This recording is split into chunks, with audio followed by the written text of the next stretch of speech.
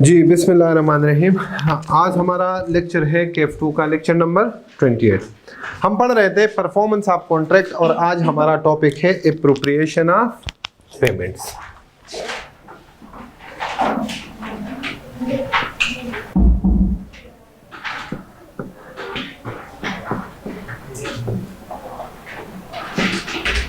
मैंने आपको स्टार्ट में भी बताया था कि ये चैप्टर जो है ये इम्पोर्टेंट चैप्टर है। इसमें आपने हर एक, आप देखें ना, हर एक टॉपिक इसमें बहुत सारे क्वेश्चंस उसने टेस्ट किए हुए हैं। जैसे ये एप्रोप्रिएशन ऑफ पेमेंट्स, इसमें भी बहुत बार उसने क्वेश्चन टेस्ट किया। अच्छा, एप्रोप्रिएशन ऑफ पेमेंट्स क्या है? दो पार्टीज होती है हमारे पास, फॉर एग्जांपल ए और बी, ठीक है। इसमें एक को अगर मैं डेटर कहूं और दूसरे को क्या कहूं, क्रेडिटर, तो डेटर कौन होता है?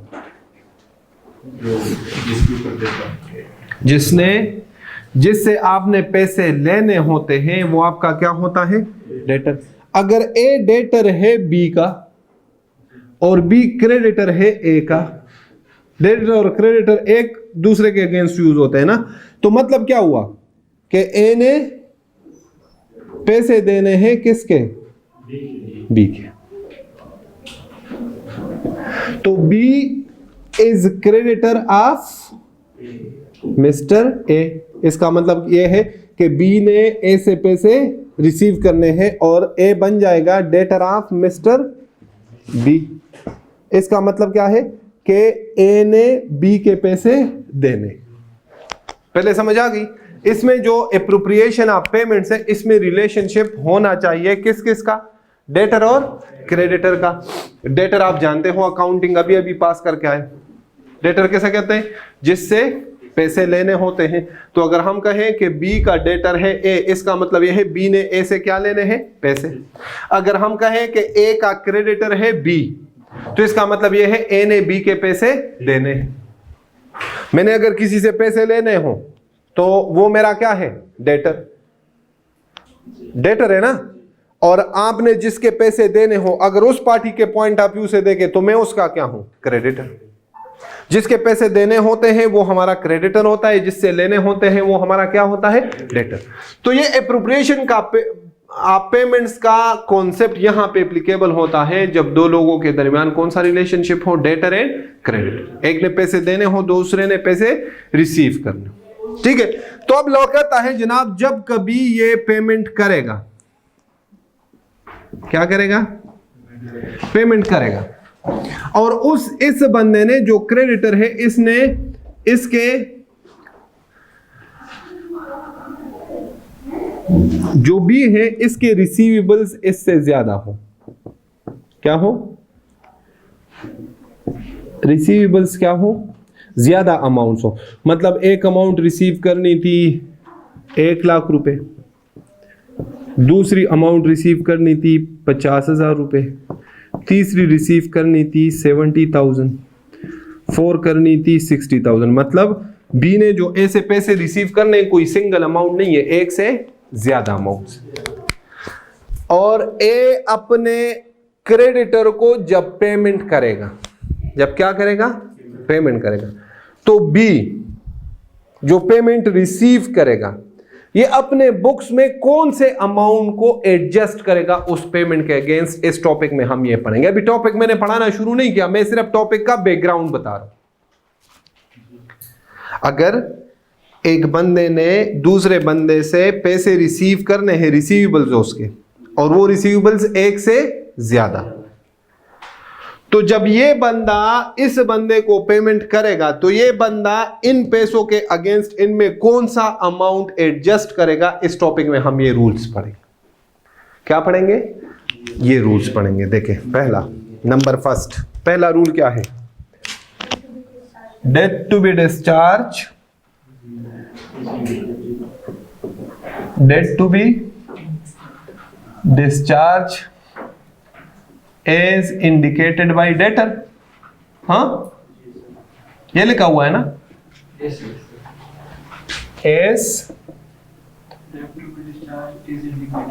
As indicated. लेकिन as indicated by whom, by debtor. Debtor कौन है हमारे एग्जाम्पल? मिस्टर ए ने मिस्टर बी को पेमेंट की, क्या किया? पेमेंट। और पेमेंट की फॉर एग्जांपल 2 लाख रुपए। क्या किया? 2 लाख रुपए। और साथ में ये एक्सप्लेनेशन दी कि इस 2 लाख में 1 लाख अमाउंट ये एडजस्ट करनी है, 50,000 ये एडजस्ट करने हैं और 50,000 ये एडजस्ट करने। फॉर एग्जांपल ये 1 2 3 ये डिफरेंट पेमेंट्स है। फॉर एग्जांपल ये है 2015 का, ये है 16 का, ये है 17 का और ये है 18।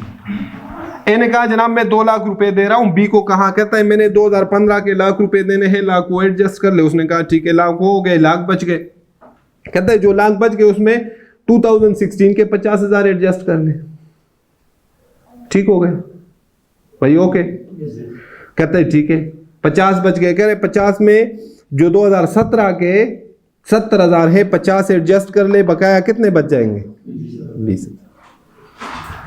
तो लोग कहता है बी उन इंस्ट्रक्शंस, किसके इंस्ट्रक्शंस को फॉलो करेगा? डेटर के इंस्ट्रक्शंस को। जैसे वो बता दे बी ने, उसी तरह से उन पेमेंट्स को क्या करना है? एडजस्ट करना। ये कौन से इंस्ट्रक्शंस थे जो बी ने दिए? इसको कहते हैं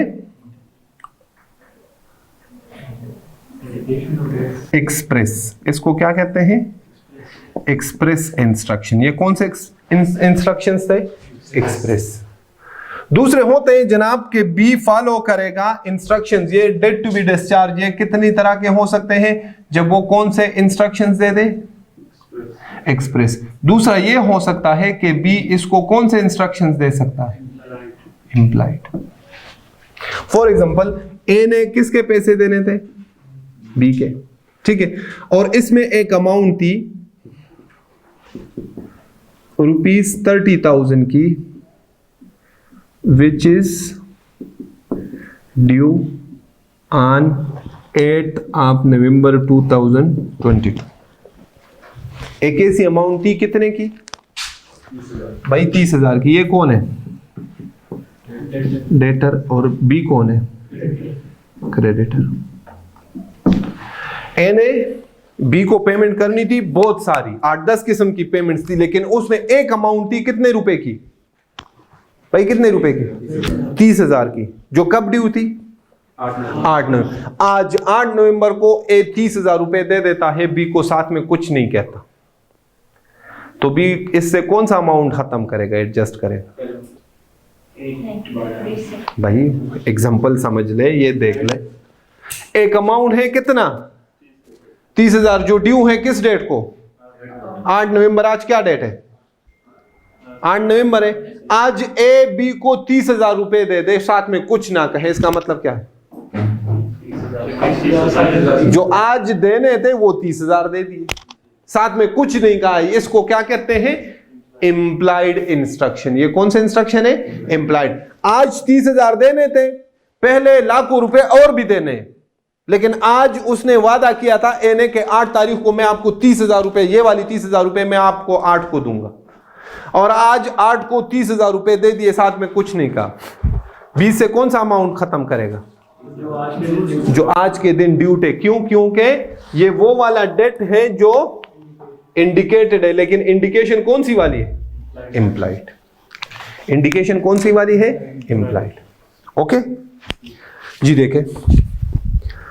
Where a debtor owing several distinct debts to one person makes a payment to him with either express or implied intimation that the payment is to be applied to the discharge of some particular debt, the payment, if accepted, must be applied accordingly. Example पढ़े।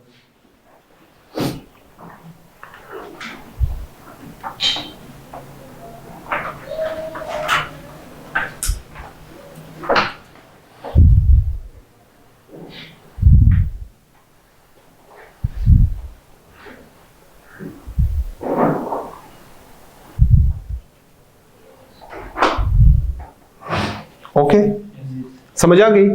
एक पहले वाले में express instructions है, दूसरे वाले में implied.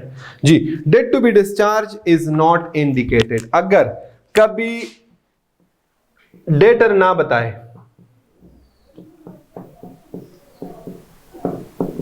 Date to be discharged,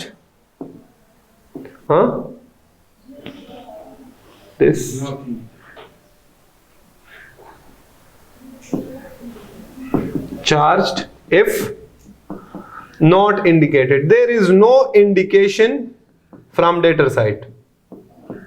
debtor की साइड से किसी किस्म की इंडिकेशन नहीं है, तो फिर क्या होगा? फिर इससे कौन सा डेट डिस्चार्ज होगा? सुने, when debt to be discharged is not indicated, the creditor has option, underline करो। फिर ये ऑप्शन, फिर ये अथॉरिटी किसके पास आ गई? बी के पास। किसके पास? बी, क्रेडिटर जो रिसीवर है उसकी मर्जी। to apply the payment to any lawful debt due from the debtor if even if it is time barred, underline करो। जब डेटर कभी ना बताए, स्पेसिफिकली इंडिकेट ना करे, ना एक्सप्रेसली ना इंप्लाइडली, फिर किसकी मर्जी है? क्रेडिटर की। किसकी मर्जी है? और क्रेडिटर चाहे तो उससे time barred debt, time barred debt हमने पढ़ा था, याद है? Expire debt. कौन सा डेट? जिसकी लीगल कोई स्टेटस नहीं होता, जो रिसीवेबल नहीं होता इन लॉ।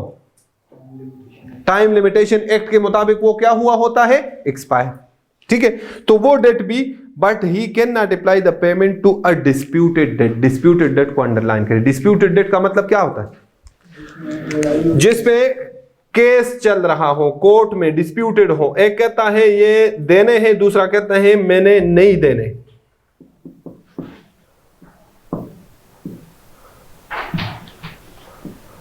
कोर्ट में इसके ऊपर क्या चल रहा हो? केस, और अभी फाइनल डिसीजन ना आया हो, वो डेट खत्म नहीं करवा सकता। बाकी मिस्टर बी की मर्जी, इस पेमेंट से, जो भी पेमेंट से, वो टाइम बार्ड है या फिर टाइम बार्ड नहीं है, अपनी मर्जी से इसको एडजस्ट कर सकता है, जब डेटर इसको स्पेसिफिकली बताएगा नहीं। अगर किसी डेट की अमाउंट पे डिस्प्यूट है, हाँ, तो ये वो डिस्प्यूटेड वो हो गया ना, वो भी डिस्प्यूटेड में आएगा। वो कहता है 1000 देने हैं, ये कहता है नहीं 800 देने, ये भी डिस्प्यूटेड है, उस पर केस चल रहा है। ठीक है, उसके अगेंस्ट भी एडजस्ट नहीं हो सकता जी। पेमेंट ऐसी हो, neither party makes an appropriation. Third rule क्या है? कि दोनों पार्टीज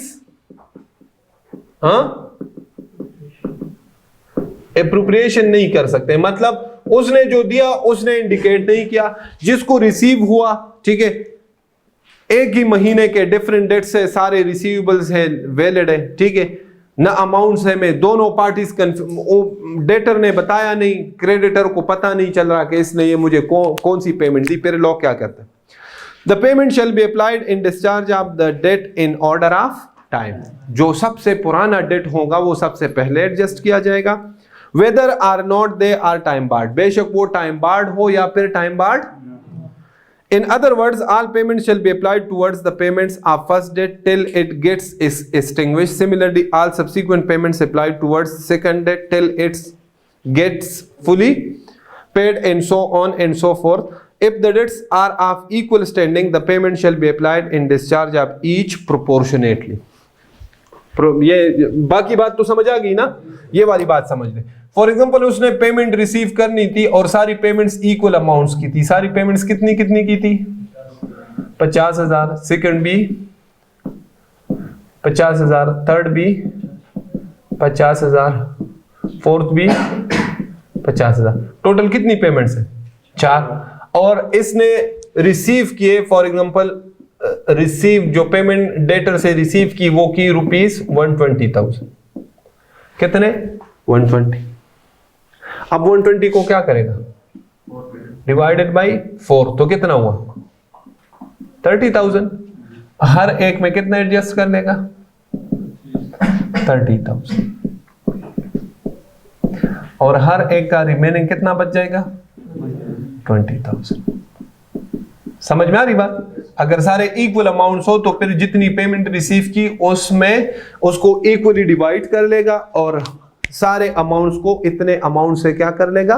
कम कर देगा जी। एग्जांपल पढ़े, इलस्ट्रेशन 57।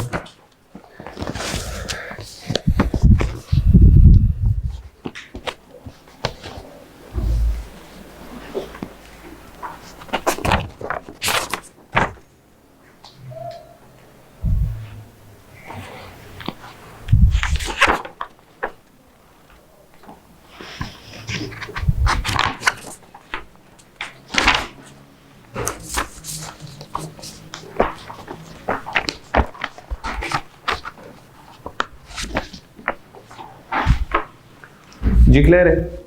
हाँ जी। नंबर 4 क्या है? अगर कभी डेटर ने इंटरेस्ट और प्रिंसिपल अमाउंट दोनों पे करने क्रेडिटर को, तो क्रेडिटर के पास जब पेमेंट आएगी, जब क्या आएगी? रिसीव करेगा क्या चीज? पेमेंट। तो इस पेमेंट में सबसे पहले फर्स्ट वो प्रायोरिटी किसको देगा? इंटरेस्ट को। किसको? पहले इंटरेस्ट को एडजस्ट करेगा, इस अमाउंट को पहले इंटरेस्ट के अगेंस्ट एडजस्ट करेगा, सेकंड प्रिंसिपल अमाउंट के अगेंस्ट। किसके अगेंस्ट? Principal amount. ठीक है, इस तरह से एडजस्ट करेगा जब उसको कभी पेमेंट आए और उस पेमेंट में दोनों चीजें शामिल हो, इंटरेस्ट भी और प्रिंसिपल भी, तो वो अमाउंट पहले किसके अगेंस्ट एडजस्टेबल होगी? इंटरेस्ट के अगेंस्ट, फिर दूसरे प्रिंसिपल के अगेंस्ट। ओके, हाँ ठीक है, ये रेस कर दूं। हाँ, अगला टॉपिक हमारा है, ये चैप्टर कल खत्म करना है ना, फिर पिछले फ्राइडे को भी आपका टेस्ट नहीं हुआ, इस चैप्टर का टेस्ट लूंगा इंशाल्लाह ये कमिंग फ्राइडे को। ठीक है, एक टॉपिक और पढ़ते हैं, परेशान ना हो। ठीक है, फिर इसको हम आसान सा है, ये वैसे कोर्स में है नहीं, उन्होंने कुछ थोड़ा थोड़ा लिखा था तो मैंने कहा चलो। अच्छा, हम जो ओरिजिनली हम टॉपिक पढ़ रहे थे ना, हम पढ़ रहे थे डिस्चार्ज ऑफ कॉन्ट्रैक्ट। क्या पढ़ रहे थे? Discharge of contract. ठीक है, डिस्चार्ज ऑफ कॉन्ट्रैक्ट में हमने पहला मेथड पढ़ा। डिस्चार्ज ऑफ कॉन्ट्रैक्ट का मतलब क्या था? Contract comes to an end, के कॉन्ट्रैक्ट बना और कॉन्ट्रैक्ट को खत्म कैसे करते हैं? तो सबसे नॉर्मल और जनरल तरीका था कौन सा? परफॉर्मेंस।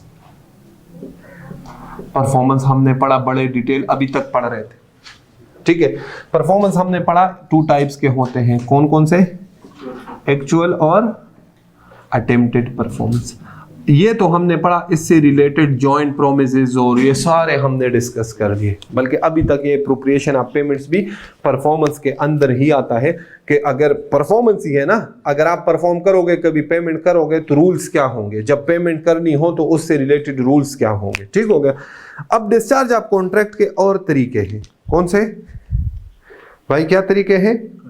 और तरीके हैं कि कॉन्ट्रैक्ट डिस्चार्ज होते हैं। एक तो परफॉर्मेंस, ये पहला तरीका था। दूसरा तरीका यह है कि contract can be discharge through an, किसके थ्रू? एग्रीमेंट के थ्रू। एग्रीमेंट का मतलब क्या है? म्यूचुअल कॉन्सेंट, दोनों पार्टीज देखे। जैसे हम वो एक कहावत है ना कि लोहा लोहा लोहे को काटता है, ये सुना है कभी? कहते हैं लोहा काटने के लिए लोहा होना जरूरी है। अगर लोहा है, आप ये लकड़ी से नहीं काट सकते, लोहे को काटने के लिए लोहा ही जरूरत है। हमने कॉन्ट्रैक्ट बनाया किसके थ्रू? एग्रीमेंट के थ्रू, म्यूचुअल कॉन्सेंट के थ्रू। कॉन्ट्रैक्ट कैसे बनता है?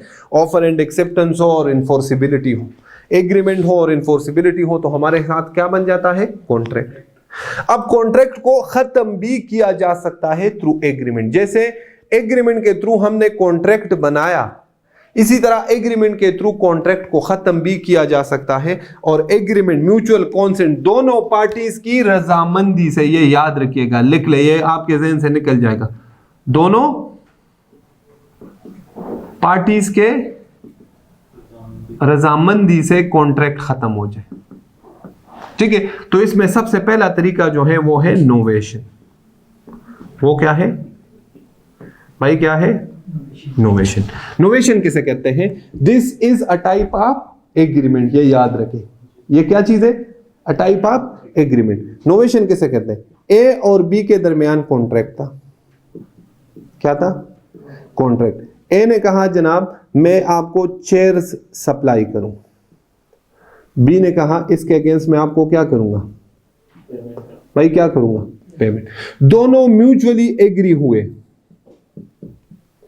दोनों कौन कौन? ए और बी। क्या एग्री हुए? ए ने, बी ने कहा कि आप जनाब ये चेयर सप्लाई करो, किसको? सी को। और आपको पेमेंट कौन कर देगा? नहीं, सी। बी कर दे कोई बात नहीं, आपको पेमेंट कौन कर देगा? सी। मुझे बताए पहले जो कॉन्ट्रैक्ट बना तो कॉन्ट्रैक्ट के पार्टीज कौन से थे? ए और बी। यहां आ जाए, कॉन्ट्रैक्ट के पार्टीज कौन से? क्या ये पहले वाला कॉन्ट्रैक्ट है? पार्टी चेंज हो गई किसी एक की मर्जी से? दोनों की मर्जी से। This contract is discharge through agreement, और एग्रीमेंट में तरीकाकार कौन सा था? नोवेशन। लॉ कहता है नोवेशन के थ्रू, एग्रीमेंट के थ्रू कॉन्ट्रैक्ट डिस्चार्ज हो सकते। तो फिर पानी भी दे देंगे। ओके भाई, एग्रीमेंट किसे कहते हैं? दोनों। ये होता नहीं है प्रैक्टिकल, होता है कि नहीं होता? तो इसको कहते हैं कि पहले वाला कॉन्ट्रैक्ट क्या हुआ? खत्म, कम्स टू एन एंड। किसके थ्रू? नोवेशन के थ्रू। नोवेशन किसे कहते हैं? अ टाइप ऑफ एग्रीमेंट जिसमें पार्टीज चेंज हो जाए। क्या चेंज हो जाए? Parties change. उस एग्रीमेंट को हम क्या कहते हैं? नोवेशन। दूसरा है कि जनाब एग्रीमेंट का दूसरा तरीका है अल्टरेशन। क्या है? अल्टरेशन। देखे, एक्स और वाई के दरमियान कॉन्ट्रैक्ट था। एक्स ने कहा जनाब मैं आपको टेबल सप्लाई करूंगा, टेबल्स। वाई ने कहा ठीक है, मैं आपको क्या करूंगा इसके बदले? पेमेंट। दोनों के म्यूचुअल कॉन्सेंट से, दोनों एग्री थे। दोनों क्या थे? एग्री। वाई ने कहा जनाब टेबल्स की जगह आप मुझे सप्लाई कर दो क्या चीज? एसी या चेयर्स, जो भी, और मैं इसके अगेंस्ट क्या करूंगा? भाई ये पेमेंट फॉर एग्जांपल थी 1 लाख। इसने कहा मैं पेमेंट अभी भी कितना करूंगा?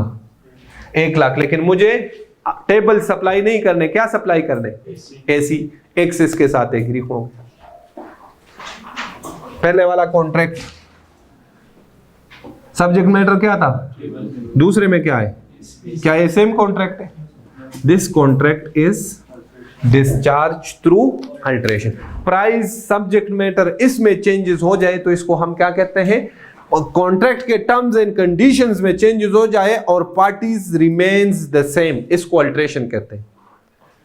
और अगर पार्टीज चेंज हो जाए कॉन्ट्रैक्ट में, उसको नोवेशन कहते हैं। क्या कहते हैं? दोनों में डिफरेंस समझ आ गया? नोवेशन किसे कहते हैं और अल्टरेशन। ओके, अगला क्या है? रिसेशन। रिसेशन अगला नंबर 3 है। म्यूचुअल एग्रीमेंट में क्या चीज? रिसेशन। क्या है? रिसेशन। रिसेशन कहते हैं कैंसिलेशन को। किसको कहते हैं? दोनों पार्टीज की मर्जी से। ए और बी के दरमियान कॉन्ट्रैक्ट है कि मैं आपके लिए घर बनाऊंगा। बी ने कहा ठीक है, मैं आपको पेमेंट करूंगा। जब टाइम आया, ए ने कहा यार अभी मेरा इरादा नहीं है, मैं घर नहीं बनाना चाहता, पैसे कहीं इधर उधर हो गए। बी ने कहा ठीक है कोई बात नहीं। कॉन्ट्रैक्ट बना और कॉन्ट्रैक्ट खत्म हो गया। किसके थ्रू? Cancellation, mutual consent. मतलब बी ने कहा कि मैं आपके अगेंस्ट कोर्ट में नहीं जाऊंगा, ब्रीच ऑफ कॉन्ट्रैक्ट के लिए सू नहीं करूंगा। बस कॉन्ट्रैक्ट था, नहीं था। अक्सर होता नहीं है, प्रैक्टिकली भी होता है। 2 लोग एग्री हो जाते हैं ट्रांजैक्शन के लिए, फिर आपस में जानने वाले होते हैं, कहते हैं यार मेरी मजबूरी। वो कहते हैं कोई बात नहीं, मैं किसी और को सेल कर दूंगा। होता है कि नहीं? इसको क्या कहते हैं? रिसेशन। लेकिन ये रिसेशन किसका टाइप है? एग्रीमेंट का। ये म्यूचुअल कॉन्सेंट। समझ में आ रही बात? अगला अल्टरेशन। अल्टरेशन मैंने पढ़ा दिया। उसके बाद कौन सा है?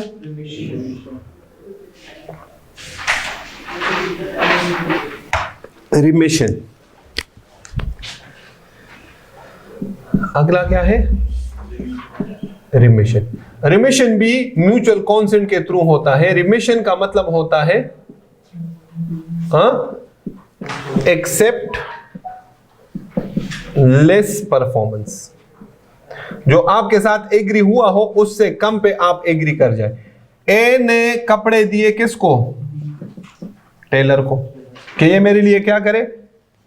स्टिच कर दे। क्या कर दे? स्टिच का स्पेल ये है, ठीक है। और उसके बदले में आपको दूंगा ₹1500। जब कपड़े स्टिच हुए तो ए ने उसको पकड़ा दिए ₹1000। कितने दे दिए? 1000।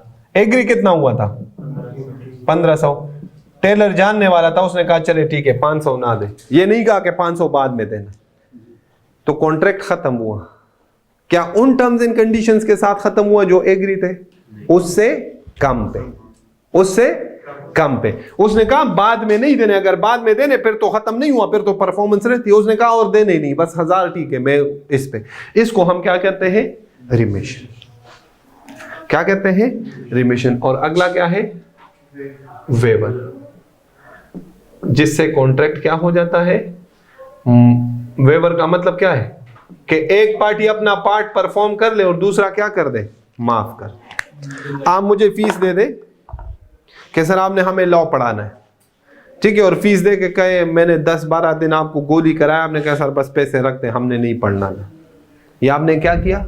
वेवर। अपने अपना प्रॉमिस, अपना परफॉर्मेंस जो आपका राइट बनता था वो क्या कर दिया? वेव ऑफ कर दिया। क्या कर दिया? वेवर।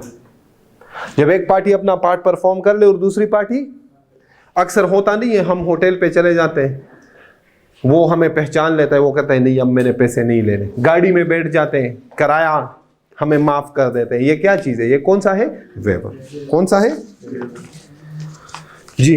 Promisee refusal. ये देखे, मैं खत्म करूं फिर आपको रीडिंग का टाइम देता हूं। ये आखिरी टॉपिक देखे, promisee refusal neglect. If any promisee neglects or refuses to afford the promiser reasonable facilities for the performance of his promise, the promiser is excused by such neglect, refusal is to any। कह रहा है कि एक बंदा contract में enter हुआ Abdurrahman, और Abdurrahman ready है कि अपना प्रॉमिस पूरा परफॉर्म करे, लेकिन अब्दुर्रहमान नहीं कर सका। किसकी वजह से? प्रोमिसी की वजह से। तो अब्दुर्रहमान के पास क्या राइट्स होंगे? देखिए, Adeel contracts with Sajid to repair Sajid house, Sajid neglects और refuses to point out to Adeel the places in which his house requires repair. Adil is excused for the non-performance of the contract caused by such neglect or refusal. तो अदील को perform करने की जरूरत ही नहीं। आप doctor के पास चले जाए, 5000 रुपए फीस दे दे और डॉक्टर को कहे कि भाई मैं बीमार हूँ, डॉक्टर आपसे पूछे क्या बीमारी है, आप कहे खुद ढूंढो ना, फीस दी। ये वो वाला काम है। तो डॉक्टर आगे से क्या करेगा? समझ में आ रही बात भाई? क्लियर है ना? तो ये लॉ कहता है जनाब, एक पार्टी अपना प्रॉमिस परफॉर्म करने के लिए तैयार हो, लेकिन आपकी जो ड्यूटी है प्रोमिसी की, वो अपनी ड्यूटी पूरी करेगा। एक बंदा मैं ले आऊं, ये 4 कनाल की कोठी है, मैं कहूं यार इसमें रिपेयर करना, वो कहेगा भाई कहां रिपेयर? पहले पॉइंट आउट करो कहां कहां पे रिपेयर कर। समझ में आ रही बात? अगर मैं नहीं करूंगा तो लॉ उसको कहता है आपको अपना प्रॉमिस परफॉर्म करने की जरूरत नहीं है, ना करो जी। ये आप शाबाश पढ़े स्टार्ट से ये पूरा टॉपिक। हाँ वो वही होगा ना, वैलिड ऑफर टू परफॉर्म। ये उसी चैप्टर भी वही है ना, उसी की बात कर रहे जी। सर वो प्रिंसिपल और इंटरेस्ट में इंडिकेशन हो तब भी? ना इसमें इंडिकेशन होती नहीं है। ये लॉ कहता है ये प्रिंसिपल इंटरेस्ट में हमेशा कौन सा एप्लीकेबल डिडक्ट होता है, एडजस्ट होता है? इंटरेस्ट।